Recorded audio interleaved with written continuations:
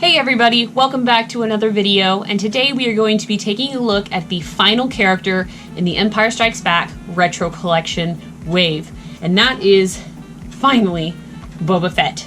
I actually have two. These were, thankfully, gratefully, found by Mr. 738 on a trip to Walmart. Found them on clearance for $5, so he got two of them because he knew I'd want to keep one closed and one open. So you can tell by the card that one of them is quite warped in the grand scheme of things, I guess.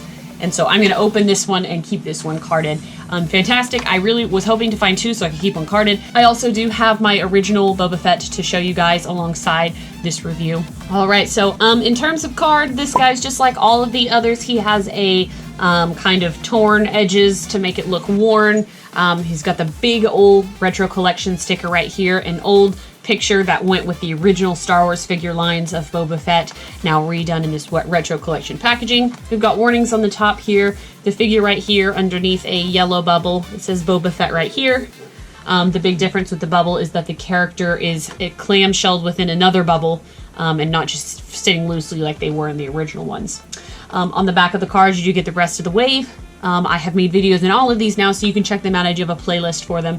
And then it does talk a little bit about the design inspiration, which obviously we know is from the original vintage collection. So let's go ahead and I will open this guy up. We will take a closer look at him. Alrighty guys, here is the Boba Fett out of the package, but before we get onto him, I do want to show you his accessory. So he does come with a very small little black gun that I believe they've repackaged with other figures before. This gun isn't specifically Boba Fett's gun. That they never made it in the original line of figures, but it is printed in black. I always say printed, but they're probably cast. They could be 3D printed, I don't know.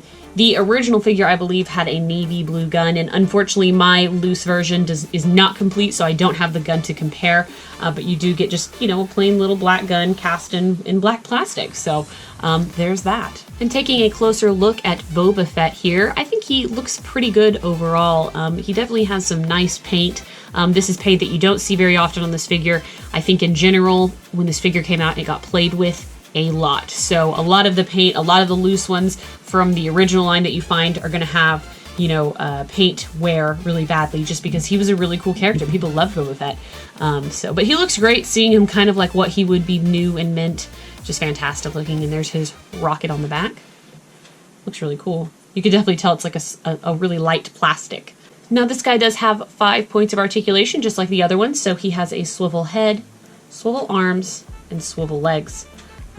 He also does have a printing on the back of his leg. This one is actually small. We've seen in the other cases of the other figures, they've had really large printing on the back of their leg. This one's very tiny. It says 2020 LFL. 2020 LFL right there on the back, as well as the Vietnam stamp, which is pretty cool. Again, I think that the color on this guy looks awesome. So let's compare him just to the original Boba Fett now. So this is the one that I've had. I've had this Boba Fett pretty much from the beginning of my collecting.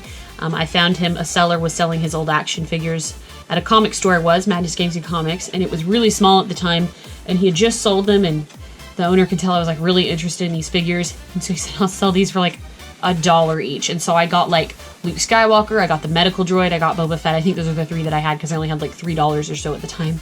But you can tell this one is definitely the worn one in terms of like paint. He's got tack on the bottom of his seat because he doesn't stand super great. This one wants to slump over. His joints are looser, but that's okay. He's just been well loved.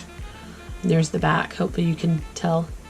But they look pretty good overall. Obviously, this old one is going to have the this one's actually 1979 in Taiwan. A lot of them are made, I believe, in Hong Kong, so that's kind of interesting. And then here is the comparison of the legs here with the stamp. And so this Boba Fett has a little bit of issue standing up, my original one, and then this new one, let's see, he does pretty good standing on his own. I know you can't see the whole shot of him, but he's there.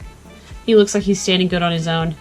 And that is basically it, guys. That is the Retro Collection Boba Fett. I think he's super cool. Definitely the hardest one in the wave to find because people are scalping him like crazy, which is ridiculous. Just Boba Fett's always been that character that just gets scalped everywhere, and so I was really lucky to find not only one but two, so I can have one in package. I can have a retro collection one and then a loose one as well, which I think are super cool. But let me know what you think about these figures or this figure in the comments below. If you were an original Star Wars fan, did you have Boba Fett? Probably a lot of people did because he's super awesome, but I've heard that sometimes figures were a little bit harder to find even back then due to popularity and stuff. So let me know. I'm always curious to hear you guys' stories. And as always, thank you so much for tuning in and watching my videos. I always appreciate it. And until next time, I will see you guys later. Bye.